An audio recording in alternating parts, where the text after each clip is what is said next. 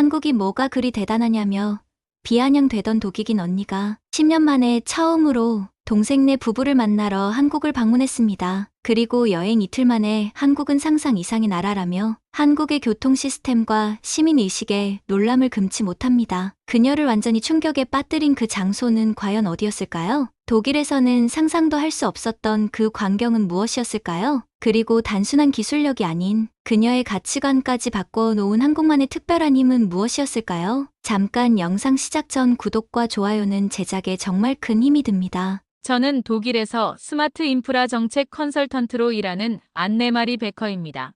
43살이죠. 독일 사람답게 원칙을 중시하고 유럽의 체계적인 공공질서에 큰 자부심을 갖고 살아왔어요.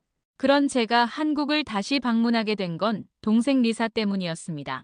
리사는 10년 전부터 한국에서 유학하며 정착했거든요. 조카도 낳고 완전히 한국 사람이 되어버린 상황이었죠. 사실 저에게 한국은 그리 좋은 기억이 없었어요. 7년 전 출장으로 처음 방문했을 때 군사분계선 근처의 무거운 분위기와 지나치게 통제적인 문화가 불편했거든요. 물론 기술은 인정했습니다. 당시에도 인터넷 속도나 스마트폰 보급률은 놀라웠죠. 하지만 제 머릿속엔 이런 고정관념이 박혀 있었어요. 한국은 기술은 뛰어나지만 사회적 신뢰나 시민의식은 부족한 나라다. 독일에서 자란 저로서는 기술과 인간의 조화가 얼마나 중요한지 알고 있었거든요. 동생이 계속 한국 생활을 자랑할 때마다 속으로 생각했죠. 아마 신혼의 달콤함 때문일 거야. 시간이 지나면 현실을 알게 될 텐데. 그래도 조카 얼굴은 보고 싶었고 10년 만에 재회니까 짧게나마 다녀오자고 마음먹었습니다. 비행기표를 예약하면서도 크게 기대하지 않았어요. 그냥 가족을 만나고 돌아오는 의무적인 여행이라고 생각했죠. 독일의 체계적인 시스템에 익숙한 저에게 한국이 과연 어떤 새로운 모습을 보여줄 수 있을까요? 솔직히 회의적이었습니다. 독일 프랑크푸르트 공항에서 출발하기 전 한국 관련 자료들을 다시 한번 훑어봤어요. 경제 성장률, 기술 혁신 지수, 디지털 인프라 순위 등은 확실히 인상적이었죠. 하지만 여전히 의문이 들었어요. 수치상으로는 좋아 보이지만 실제로는 어떨까? 출발 전날 밤 리사가 카톡으로 보낸 메시지가 기억나네요. 언니, 한국이 많이 달라졌어. 언니가 상상하는 것보다 훨씬 더 살기 좋은 곳이 되었다고. 저는 그냥 웃으며 넘겼어요. 동생의 과장된 표현이라고 여겼거든요. 사실 제가 가장 걱정했던 건 언어 문제였어요. 영어가 통할까? 길을 잃으면 어떻게 하지? 이런 실용적인 고민들이 머릿속을 맴돌았죠. 독일처럼 체계적이지 않을 거라는 선입견이 있었던 것 같아요.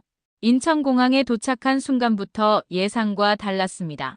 자율주행 셔틀이 정확한 시간에 도착했고 입국 심사도 자동화 시스템으로 매끄럽게 진행됐어요. 특히 놀라웠던 건 사람들의 질서였죠. 긴 줄이 있어도 새치기 하는 사람이 없었고 모두가 조용히 자기 차례를 기다리고 있었어요. 독일에서도 질서는 좋지만 여기는 뭔가 다른 분위기였습니다. 강압적이지 않으면서도 자연스러운 질서랄까요? 입국장에서 길을 잃고 헤매고 있을 때 한 공항 직원이 다가왔어요. 키가 크고 인상이 좋은 30대 중반 남성이었는데 영어로 친절하게 안내해줬습니다. 어디로 가시나요? 지하철역이면 이쪽으로 가세요. 아, 그런데 교통카드는 있으신가요? 아니요, 아직 준비 못했는데요. 그럼 저기 키오스크에서 바로 만들 수 있어요. 카드만 있으면 지하철, 버스, 심지어 편의점에서도 쓸 수 있거든요. 그 직원의 설명을 들으면서 신기했어요. 하나의 카드로 모든 결제가 가능하다니. 독일도 디지털화를 추진하고 있지만 이렇게 통합된 시스템은 아직 완전하지 않거든요. 키오스크 사용법도 직접 보여줬어요. 화면을 터치하니까 영어, 중국어, 일본어까지 언어 선택이 가능했죠. 카드 발급도 3분 만에 끝났습니다. 여행 잘 다녀가세요. 직원이 웃으며 인사했을 때 저도 모르게 감사 인사를 했어요. 이런 세심한 배려는 독일 공항에서도 쉽게 받기 어려운 서비스였거든요. 공항 내부 시설들도 인상적이었어요. 무료 와이파이는 물론이고 충전시설, 휴게 공간까지 곳곳에 배치되어 있었죠. 특히 방향 안내판이 매우 직관적이어서 처음 온 사람도 쉽게 길을 찾을 수 있었어요. 하지만 공항에서 나오면서도 여전히 의심스러웠어요. 겉만 번지르르해 보이네. 실제 생활 속으로 들어가면 다를 거야. 7년 전 기억이 워낙 강했던 탓일까요? 쉽게 마음을 열지 못하겠더라고요. 지하철을 타면서도 관찰했습니다. 사람들이 스마트폰만 보고 있는 모습이 약간 기계적으로 느껴졌어요. 소통이 부족해 보인다고 생각했죠. 아직은 제 편견이 바뀔 때가 아니었나 봅니다. 지하철 시스템 자체는 놀라웠어요. 실시간 도착 정보, 다국어 안내 방송, 깔끔한 내부 시설까지 모든 게 체계적이었거든요. 그래도 마음 한편으로는 이것도 겉모습일 뿐이라고 생각하고 있었어요. 동생 리사를 만난 건 밤 10시가 넘어서였어요. 강남역 근처에서 늦은 저녁을 먹고 나니 벌써 11시 30분이었죠. 독일 같으면 대중교통이 끝나가는 시간인데 리사가 태연하게 말하더라고요. 언니, 지하철로 집에 가자. 아직 시간 많이 남았어. 지금 시간에도 지하철이 다녀. 당연하지. 밤 12시까지는 기본이고 금요일 토요일은 새벽 2시까지 연장 운행해. 지하철역으로 향하면서 거리를 관찰했습니다. 밤 11시가 넘었는데도 사람들이 여유롭게 걸어다니고 있었어요. 특히 여성들이 혼자서도 자연스럽게 거리를 걸어가는 모습에 놀랐죠. 독일 베를린도 비교적 안전한 편이지만 이 정도로 자유로운 분위기는 아니거든요. 특히 밤늦은 시간에는 조심스러워하는 편이죠. 여기 정말 안전하구나. 응, 한국이 치안은 정말 좋아. CCTV도 많고 경찰 순찰도 자주 돌아다녀. 길가에 24시간 편의점들이 환하게 불을 밝히고 있었어요. 밤중인데도 손님들이 들락날락하고 직원들도 여유 있게 일하고 있더라고요. 독일에서는 상상하기 어려운 풍경이었습니다. 한 편의점에 들어가 봤는데 정말 놀라웠어요. 24시간 운영하는데도 물건들이 깔끔하게 정리돼 있고 화장실도 깨끗했거든요. 심지어 ATM에서 현금 인출과 환전까지 가능했죠. 리사야, 저 기계로 환전도 돼? 응. 그뿐만 아니라 계좌 개설, 송금, 대출 신청까지 다 돼. 은행 가지 않아도 되는 거야. 제가 직접 사용해봤는데 정말 간단했어요. 독일어 지원도 됐고 수수료도 은행보다 저렴했죠. 교통카드 충전도 바로 가능했고요. 독일보다 훨씬 편하잖아. 속으로 중얼거렸는데 리사가 들었나 봐요. 그렇지. 한국 디지털 뱅킹 시스템은 세계 최고 수준이야. 언니 같은 전문가가 봐도 놀랄 거야. 편의점에서 간단한 야식도 사봤는데 품질이 상당했어요. 삼각김밥, 도시락, 심지어 간 만든 커피까지 있었죠. 24시간 언제든 이런 수준의 음식을 구할 수 있다는 게 신기했어요. 지하철에서 집으로 가는 동안 계속 생각했어요. 이런 편의성이 단순히 기술의 문제일까? 24시간 사회가 유지되려면 그만큼 사람들의 협조와 신뢰가 뒷받침돼야 하는 건 아닐까? 지하철 내부에서도 질서를 지키는 사람들의 모습이 인상적이었어요. 밤늦은 시간인데도 조용히 대화하고 다른 승객들을 배려하는 모습이 자연스러웠죠. 한국 사람들 정말 질서의식이 좋네. 그런가? 우리는 그냥 당연하게 생각하는데. 리사의 말에서 핵심을 발견했어요. 당연하게 생각한다는 것. 강요받아서 하는 게 아니라 자연스럽게 몸에 밴 배려 정신이었던 거죠. 하지만 아직 확신하기엔 이르다고 생각했습니다. 겉으로 보기엔 좋아 보이지만 진짜 시민의식은 어떨지 더 깊이 경험해봐야 할 것 같았거든요. 다음 날 오후 리사가 제안했습니다. 언니, 강원도 평창에 있는 친구 펜션에 가볼까? 경치도 좋고 한국의 자연을 보여주고 싶어. 고속도로를 달리다가 리사가 말하더라고요. 잠깐 휴게소에서 쉬어가자. 화장실도 가고 커피도 마시고. 솔직히 별 기대 안 했어요. 독일 아우토반의 휴게소들을 떠올렸거든요. 주유소와 허름한 화장실, 자판기에서 파는 음료수 정도. 그런 수준일 거라고 생각했죠. 그런데 여주 휴게소에 도착하자마자 입이 벌어졌습니다. 이게 휴게소라고. 마치 소형 쇼핑몰 같았어요. 주차장부터 깔끔하게 정리돼 있고 건물 규모도 엄청났죠. 들어가자마자 로봇 바리스타가 커피를 내리고 있는 모습에 깜짝 놀랐어요. 리사야, 저게 뭐야? 아, 로봇 카페야. 주문하면 로봇이 직접 커피 만들어줘. 맛도 꽤 괜찮아. 키오스크로 주문하는 시스템도 신기했습니다. 터치 몇 번으로 음식 주문이 끝나고 카드든 현금이든 자유롭게 결제 가능했어요. 영어 지원도 완벽했죠. 더 놀라운 건 푸드코트였어요.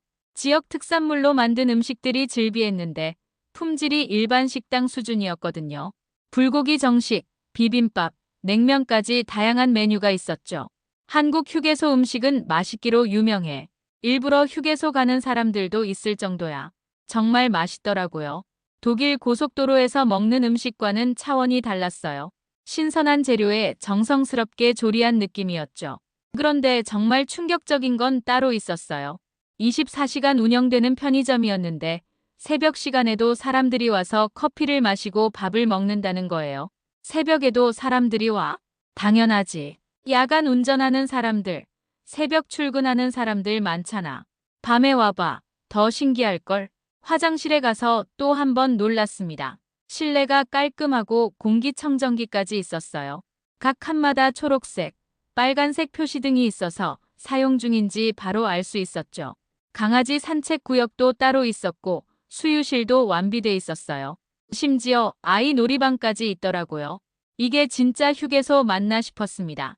가장 인상 깊었던 건 전광판이었어요. 실시간으로 좌석 혼잡도를 보여주고 주차 가능 공간도 표시해 주더라고요. 화장실 위치까지 안내해 주니까 얼마나 편리한지 모르겠어요. 휴게소 내부를 둘러보면서 감탄했습니다. 여주 지역 특산품 코너에는 도자기, 전통차, 한과 등이 예쁘게 진열돼 있었어요. 단순한 휴게소가 아니라 지역 문화를 소개하는 공간이기도 했죠.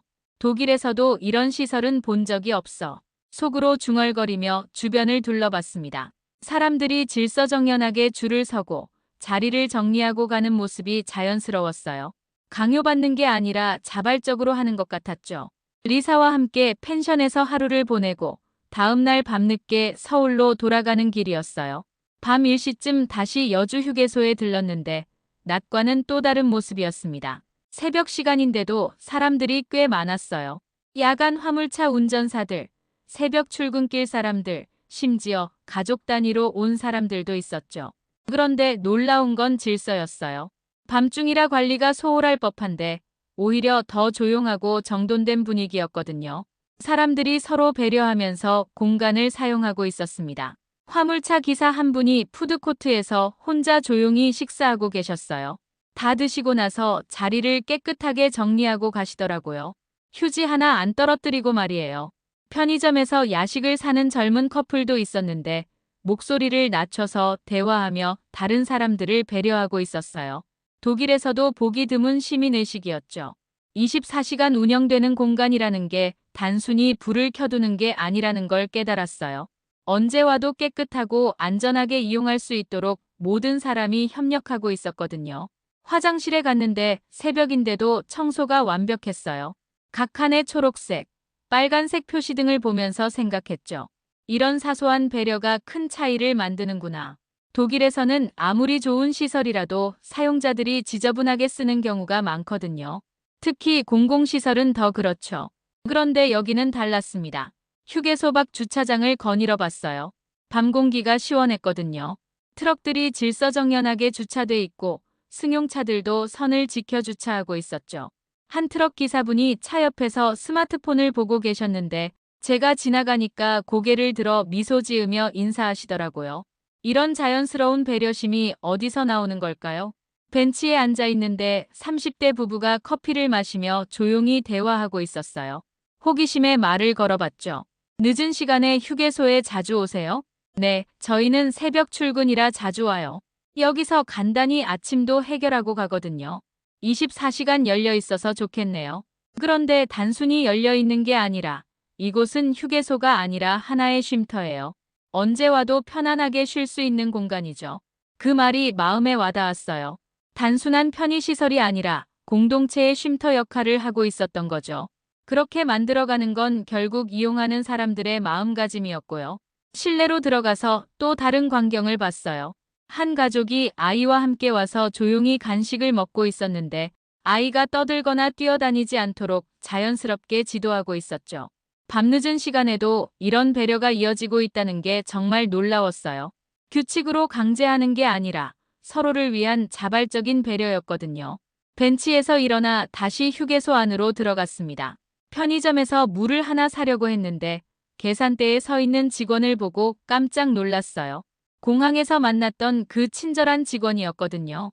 키가 크고 인상 좋은 30대 중반 남성 말이에요. 공항에서 뵀던 분 아니세요? 아, 맞습니다. 기억해 주시네요. 여행은 잘 다니고 계신가요? 네, 그런데 공항에서 일하시는 줄 알았는데 여기서도 일하세요? 아, 저는 본업이 따로 있고 주말이나 야간에 아르바이트를 해요. 공항은 낮에, 여기는 밤에 일하거든요. 정말 놀라웠어요. 두 개의 일을 하면서도 항상 밝고 친절한 모습을 유지하고 있었거든요. 힘들지 않으세요? 24시간 근무하는 게 쉽지 않을 텐데요. 힘들긴 하지만 저희 일이 중요하다고 생각해요. 손님들이 언제 와도 편안하게 이용할 수 있도록 준비돼 있어야 하잖아요. 그 말에 마음이 뭉클했어요. 단순히 돈을 벌기 위한 일이 아니라 공공 서비스에 대한 자부심을 갖고 있었거든요. 우리는 손님이 언제 와도 준비돼 있어야 하잖아요. 라는 말이 특히 기억에 남았어요. 이게 바로 24시간 사회를 지탱하는 정신이구나 싶었죠. 계산을 마치고 나오면서 주차장을 다시 둘러봤어요. 10분 전에 차를 세웠던 그 자리 그대로였는데 바닥에 쓰레기 하나 없이 깨끗했어요. 독일에서도 질서는 좋지만 이건 차원이 달랐습니다. 누군가 감시해서가 아니라 스스로 지키는 질서였거든요. 주차장 한편에서 청소하시는 분을 봤어요. 새벽 2시인데도 묵묵히 일하고 계셨죠. 제가 지나가니까 고개 숙여 인사하시더라고요. 수고 많으세요. 아니에요. 당연한 일이죠. 깨끗해야 다들 기분 좋게 이용하시잖아요. 그분의 표정에서 진심을 느꼈어요. 그냥 시키는 일을 하는 게 아니라 자기 일에 대한 책임감과 자부심이 있었거든요. 다시 실내로 들어가서 곳곳을 살펴봤습니다. 테이블마다 사용 후 정리 안내문이 있었는데 실제로 모든 테이블이 깨끗하게 정리돼 있었어요. 쓰레기통 근처에도 분리수거가 완벽하게 이뤄지고 있었죠. 플라스틱, 종이, 일반 쓰레기가 정확히 분류돼 있었어요. 누가 지켜보지 않아도 스스로 실천하고 있었던 거예요. 차로 돌아가면서 리사에게 말했어요. 한국 사람들 참 대단하다. 24시간 사회가 이렇게 자연스럽게 돌아가는 게 신기해. 응, 시스템도 중요하지만 결국 사람이 만들어가는 거야. 서로 배려하고 책임감 갖고 살아가니까 가능한 거지. 맞는 말이었어요. 아무리 좋은 시설과 시스템이 있어도 그걸 이용하는 사람들의 의식이 뒷받침되지 않으면 유지될 수 없거든요. 편의점에서 산 물을 마시면서 생각했습니다. 여주 휴게소에서 본 모든 것들이 단순한 우연이 아니었어요. 오랜 시간에 걸쳐 축적된 시민의식의 결과였던 거죠. 고속도로에 다시 올라가면서 더욱 확신했습니다. 제가 한국에 대해 갖고 있던 편견이 얼마나 잘못된 것이었는지 깨닫기 시작했어요. 기술만 발달한 차가운 사회가 아니라 그 기술을 따뜻하게 활용하는 사람들의 사회였던 거죠. 서울로 돌아가는 고속도로 새벽 3시쯤이었어요. 차들이 많지 않아서 편안하게 달리고 있었는데 갑자기 뒤에서 구급차 사이렌 소리가 들렸습니다. 리사가 즉시 비상등을 켜고 갓길로 차를 빼더라고요. 앞뒤 차들도 마찬가지였어요. 모든 차량이 일제히 길을 열어주는 거예요. 와, 정말 빠르게 길을 열어주네. 당연하지. 응급 상황인데 1초라도 빨리 가야 하잖아. 구급차가 지나간 후에도 차들은 서두르지 않고 천천히 원래 차선으로 돌아갔어요. 누구 하나 끼어들거나 추월하려 하지 않았죠. 독일도 구급차 길 양보는 잘하는 편이에요. 하지만 이렇게 자연스럽고 빠른 반응은 처음 봤습니다. 마치 오케스트라처럼 조화로웠거든요. 리사야, 한국 사람들 정말 대단하다. 이런 배려가 어디서 나오는 거야? 글쎄, 그냥 당연한 거 아니야? 위급한 사람이 있으면 도와야지. 그 말을 들으며 가슴이 뭉클해졌어요. 당연한 것이라고 말하는 리사의 표정에서 진심을 느꼈거든요. 이건 법으로 강제해서 되는 게 아니라 마음에서 우러나오는 행동이었어요. 계속 운전하면서 주변을 관찰했습니다. 야간 화물차들이 졸음운전 방지를 위해 적당한 간격을 유지하며 달리고 있었어요. 승용차들도 무리한 추월 없이 안전 운전하고 있었죠. 톨게이트를 지날 때도 놀라웠어요. 하이패스 차로가 막히면 일반 차로로 자연스럽게 분산되더라고요. 새치기 하거나 끼어드는 차가 거의 없었어요. 한국 고속도로 매너가 이렇게 좋은 줄 몰랐어. 요즘 많이 좋아졌어. 예전엔 좀 거칠었는데 시민의식이 많이 개선됐지. 그 순간 깨달았어요. 이게 하루아침에 만들어진 게 아니라는 걸 말이에요. 오랜 시간에 걸쳐 사람들이 스스로 만들어온 문화였던 거죠. 서울 외곽으로 들어오면서 24시간 편의점들이 계속 보였어요. 새벽인데도 불이 켜져 있고 사람들이 이용하고 있었죠. 저런 24시간 문화가 정말 신기해. 독일에서는 상상하기 어려워. 한국은 밤낮 없이 돌아가는 사회야. 그래서 언제든 필요한 걸 해결할 수 있어. 하지만 단순히 편의만을 위한 게 아니었어요. 그 뒤에는 24시간 일하는 사람들, 그들을 지지하는 시민들, 질서를 유지하는 모든 사람의 노력이 있었거든요. 고속도로 중간에 또 다른 휴게소를 지나면서 생각했어요. 여주 휴게소에서 본 모든 것들이 특별한 게 아니라 한국 전체의 모습이었던 거죠. 시스템은 결국 사람이 운영하는 거야. 이건 기술의 문제가 아니라 문화의 차이야. 속으로 중얼거렸는데 리사가 들었나 봐요. 맞아. 아무리 좋은 시스템이 있어도 사람들이 협력하지 않으면 소용없잖아. 한국의 24시간 사회가 유지되는 건 서로 신뢰하기 때문이야. 그 말이 핵심이었어요. 신뢰. 24시간 편의점을 이용해도 문제 없을 거라는 신뢰. 야간 고속도로를 달려도 안전할 거라는 신뢰. 공공시설을 깨끗하게 사용할 거라는 신뢰. 독일도 시스템은 좋지만 이런 일상적인 신뢰는 부족한 면이 있어요. 규칙으로 강제하는 질서와 마음에서 우러나오는 배려는 다른 거였거든요. 한강 다리를 건너면서 서울의 야경을 봤어요. 새벽 4시인데도 곳곳에 불이 켜져 있었죠.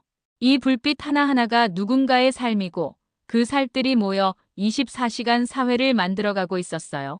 눈시울이 붉어지는 걸 느꼈어요. 7년 전 제가 한국에 대해 갖고 있던 편견이 얼마나 잘못된 것이었는지 깨달았거든요. 한국은 단순히 기술이 발달한 나라가 아니라 그 기술 속에 사람의 온기를 담은 나라였어요. 인천공항에서 리사와 이별하는 순간이 왔어요. 일주일간의 한국 체험이 끝나가고 있었죠. 언니, 이번엔 어땠어? 한국에 대한 생각이 좀 바뀌었어? 솔직하게 말했어요. 리사야, 내가 한국을 너무 가볍게 봤던 것 같아. 7년 전 편견에 사로잡혀서 진짜 모습을 보지 못했어. 그럼 다음에 또 와줄 거야? 당연하지. 이번엔 정말 많은 걸 배웠어. 특히 여주 휴게소에서의 경험은 평생 잊지 못할 것 같아. 리사가 웃으며 안아줬어요. 언니가 한국을 이해해줘서 고마워. 조카도 할머니가 다시 올 거라고 기대할 거야. 조카한테 약속할게. 다음에는 더 오래 머물면서 한국을 제대로 경험해보겠다고. 공항 대합실에서 출발을 기다리면서도 계속 생각했어요. 이번 여행에서 가장 큰 깨달음은 무엇이었을까? 기술과 인간의 조화였어요. 한국은 단순히 기술이 발달한 나라가 아니라 그 기술을 사람답게 활용하는 나라였거든요. 24시간 사회, 디지털 뱅킹, 자동화 시스템 모든 것이 사람을 위해 존재했어요. 비행기에 탑승하면서도 마음이 무거웠어요. 떠나기 싫었거든요. 한국에서 느꼈던 그 따뜻함을 놓치고 싶지 않았어요. 독일로 돌아온 후 첫 번째로 한 일은 블로그에 글을 쓰는 것이었어요. 제목은 한국 고속도로 휴게소의 철학이었죠. 한국의 여주 휴게소에서 24시간 문화의 진정한 의미를 배웠습니다. 그곳은 단순한 편의시설이 아니라 공동체의 쉼터였어요. 로봇 바리스타, 키오스크 주문 시스템, 실시간 정보 제공 같은 기술들이 사람들의 편의를 위해 자연스럽게 녹아들어 있었죠. 하지만 진짜 감동은 기술이 아니라 사람들에게서 나왔습니다. 새벽에도 질서를 지키는 이용자들, 24시간 친절하게 서비스하는 직원들, 서로 배려하며 공간을 공유하는 시민들. 이들이 만들어가는 신뢰의 문화가 한국의 24시간 사회를 가능하게 하고 있었어요. 글을 쓰면서 눈물이 났어요. 제 안의 편견이 얼마나 깊었는지, 그리고 그 편견을 깨뜨린 한국 사람들의 따뜻함이 얼마나 소중한지 깨달았거든요. 7년 전 저는 한국을 기술만 발달한 차가운 나라라고 오해했습니다. 하지만 실제로는 기술 속에 사람의 마음을 담은 나라였어요. 야간 고속도로에서 구급차에게 길을 내어주는 운전자들, 새벽 휴게소에서 자리를 깨끗이 정리하고 가는 시민들, 24시간 공공서비스를 위해 묵묵히 일하는 사람들을 보며 진정한 시민사회의 모습을 발견했습니다. 독일 동료들이 제 블로그를 읽고 놀라더라고요. 안내마리가 이렇게 감동적인 글을 쓸 줄 몰랐어. 한국이 정말 그렇게 좋아? 같은 반응들이었죠. 저는 확신을 갖고 말했어요. 한국은 단지 기술이 빠른 나라가 아니라 그 기술을 일상에 녹여낸 사람들의 나라입니다. 그리고 나는 그 안에서 오래 잊고 있던 공공의 철학을 다시 배웠습니다. 몇 달이 지난 지금도 가끔 여주 휴게소가 생각나요. 새벽에 만난 그 친절한 편의점 직원, 조용히 자리를 정리하고 가던 화물차 기사, 서로 배려하며 대화하던 부부들. 그들이 보여준 시민의식이 진짜 한국의 모습이었어요. 다음 휴가 때는 꼭 다시 한국에 가려고 해요. 이번엔 편견 없이 열린 마음으로 더 많은 것들을 배우고 싶거든요. 한국이 가르쳐준 신뢰의 철학을 독일에서도 실천해보고 싶어요. 그리고 조카에게도 약속했으니까요. 할머니가 곧 다시 올 거라고 말이에요. 여러분도 안내 마리처럼 우리가 당연하게 여기는 일상이 얼마나 특별한지 새삼 느끼셨을 거예요. 스문의 시간 편의점, 깨끗한 휴게소, 질서 있는 교통문화까지 모든 게 시민 한 분 한 분의 배려로 만들어진 거잖아요. 우리의 소중한 일상을 다시 돌아보게 하는 영상이었다면 좋아요 눌러주시고 구독해주세요. 앞으로도 한국의 숨은 매력을 발견하는 이야기들 계속 들려드릴게요.